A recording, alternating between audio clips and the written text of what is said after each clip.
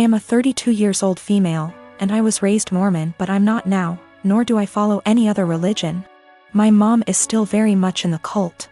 As such, she has the typical Mormon mindset regarding gender roles and all that bullshit. Granted, I still think she'd be this way without her religion, though maybe not as bad. We get along splendidly, except when the topic of her religion comes up, which doesn't often. She's visiting right now. I don't see her in person much, but she came down for my birthday. It's also important to note that I have 2 sons. My 5-year-old has a mohawk. My 3-year-old has shaggy, shoulder-length hair. He's never had a haircut for a multitude of reasons, none of which would even be asked if he were a girl. Not long after she got here, she started going in on his hair. This is not the first time she's given her opinion on it. Why don't I cut it? Don't I want to prevent him from being bullied? Or from people thinking he's a girl? Because he hasn't asked and I want it to be his choice. Because he acts like I'm murdering him when I brush his teeth and hair. Because he also flails around like he's having an exorcism, so imagine that with a pair of scissors. Because if someone sees long hair and assumes girl, that's on them, and a simple, he's a boy, corrects it. But mostly it's because I don't want to. She got pissed and said what she really thought, which was, well, I just don't like long hair on boys. Clearly. Yet she has no problem with my other son's mohawk. Guess that's boyish enough for her. And she said it in front of both my sons, which pissed me off. I said the first thing which came to my head, which was, if you have a problem with long hair on boys, I suggest you take it up with your Lord and Savior Jesus Christ. You can start by asking him to get a haircut. Call John the barber. Bruh. If looks could kill, I'd be in outer darkness right now. She steeped in her anger for a while but didn't say anything else. She hasn't changed her opinion, nor will she. But I don't think she wants to get roasted again either, so she won't bring it up anymore. I feel like we're both assholes. As much as I hate her religion, that was also a low blow, and I have a tendency to speak first, regret later. Though I don't necessarily regret my words, I do regret how they made her feel.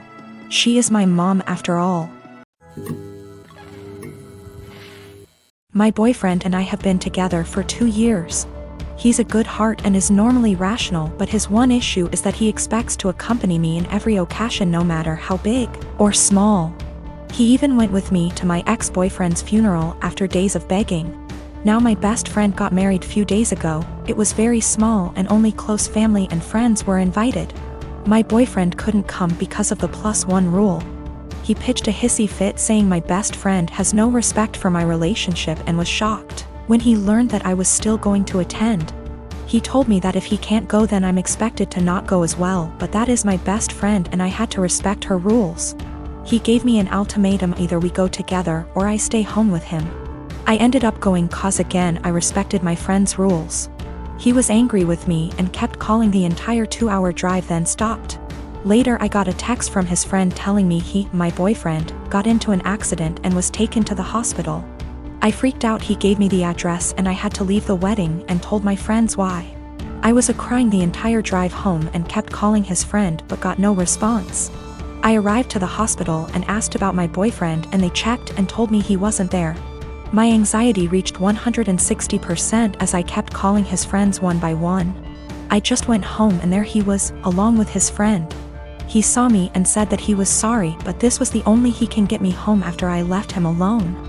After the initial shock, I just blew up yelling at him about lying and making me leave my friend's wedding, and having me literally go to the hospital and freaking out cause of him. I kicked his friend out and we got into an argument. He kept talking about how much I love him, thus I left, which is my own doing, not his, and he was just trying to see if I really chose my friend's wedding over him. He then argued that my friend caused this and I shouldn't agree with her to exclude him. I said what he did was horrible and called him horrible and then went to my room.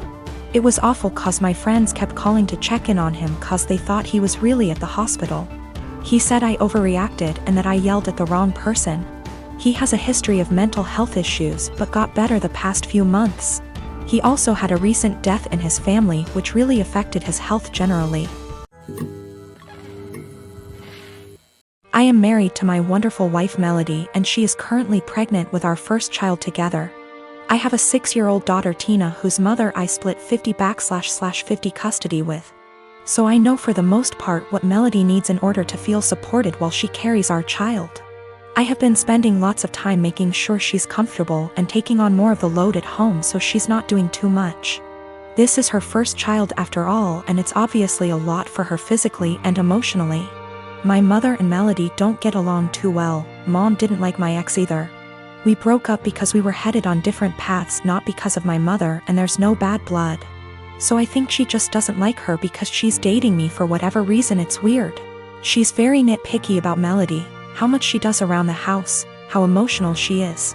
Melody already cries very easily, and being pregnant has made her even more sensitive, which is fine.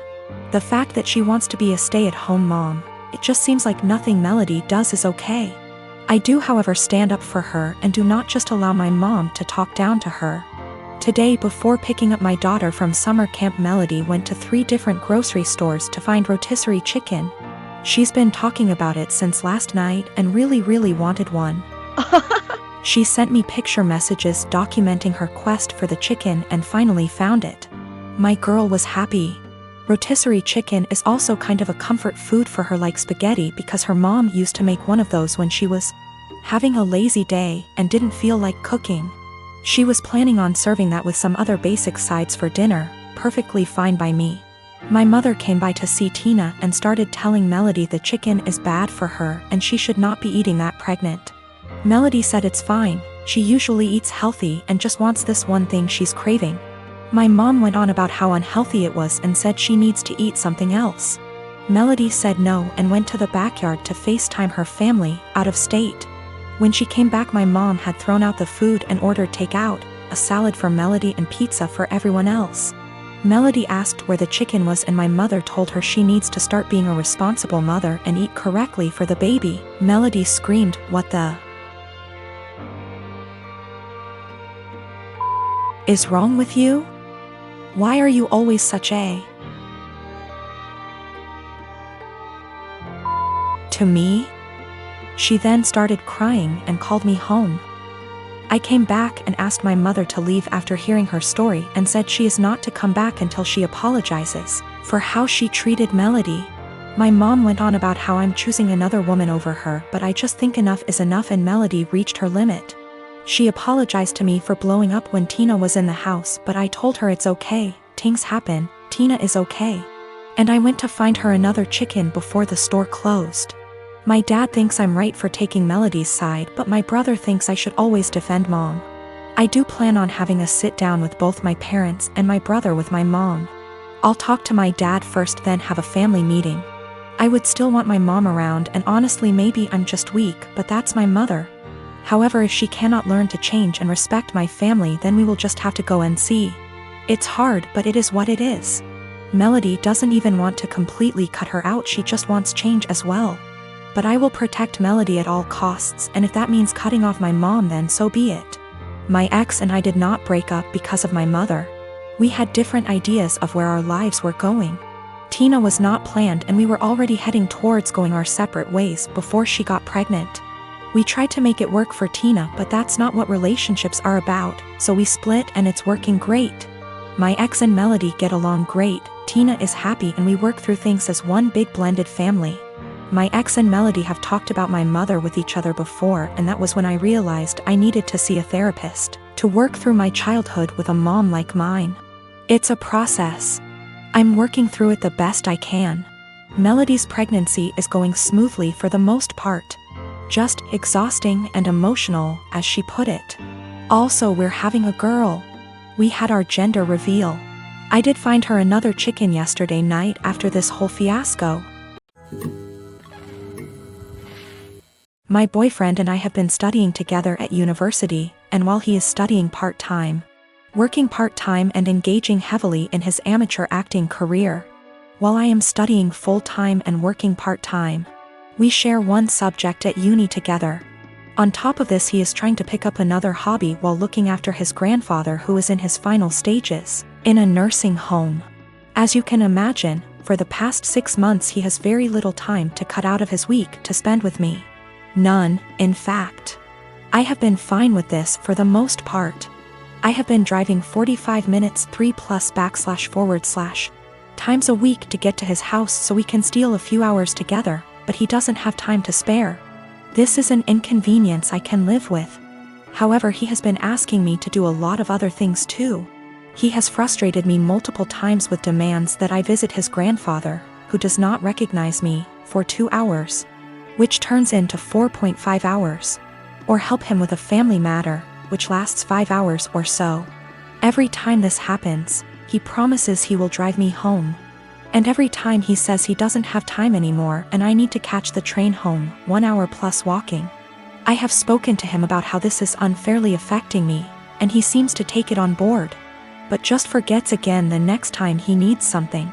After forcing me to spend $600 plus on his best friend's destination wedding, the weekend before we both had 2 major exams due, he demands that we switch our exam times because he didn't spend enough time studying and he needed the extra day. I concede and he squanders his spare day sleeping because he needed it. I take my classes very seriously and I feel very over by his demands. I understand that family matters / best friends are important things, but he has eaten into hours and hours of my study time, and my grades are dropping. Not only that, but it's affecting my emotional health also. I have expressed to him that it is affecting me badly, but he tells me I'm being very unsympathetic and selfish.